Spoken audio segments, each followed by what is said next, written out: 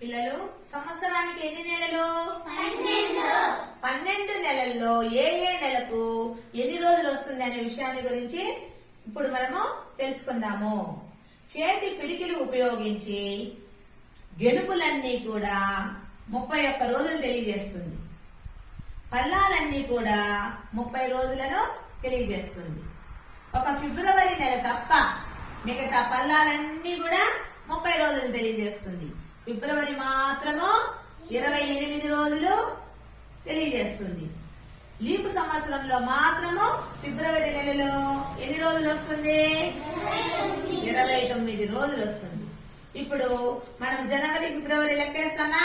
అందరూ చేతులు ఇట్లా పెట్టుకోండి, ఎంచండి. జనవరి,